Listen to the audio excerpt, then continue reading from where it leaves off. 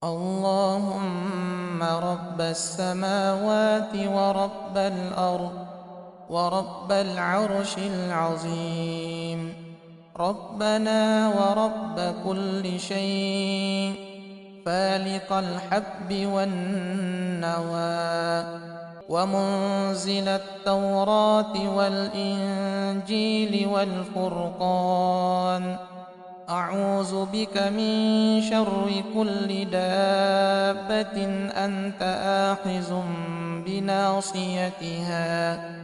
اللهم أنت الأول فليس قبلك شيء، وأنت الآخر فليس بعدك شيء، وأنت الظاهر فليس فوقك شيء، وأنت الباطن فليس دونك شيء. اقض عنا الدين وأغننا من الفقر. اللهم مالك الملك تؤتي الملك من تشاء، وتنزع الملك ممن تشاء، وتعز من تشاء، وتذل من تشاء بيدك الخير، إنك على كل شيء قدير. رحمن الدنيا والآخرة ورحيمهما، تعطيهما من تشاء، وتمنع منهما من تشاء. ارحمني رحمة تغنيني بها عن رحمة من سواك.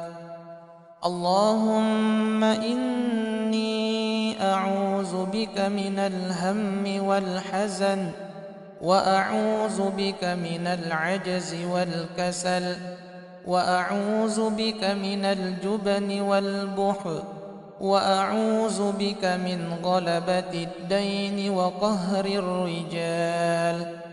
اللهم إني أعوذ بك من الهم والحزن والعجز والكسل والبخل والجبن وضلع الدين وغلبة الرجال.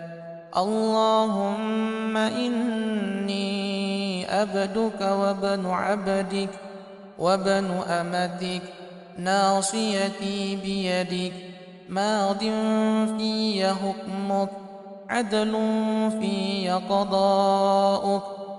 أسألك بكل اسم هو لك سميت به نفسك أو علمته أحدا من خلقك، أو أنزلته في كتابك، أو استأثرت به في علم الغيب عندك، أن تجعل القرآن ربيع قلبي ونور صدري وجلاء حزني وذهاب همي.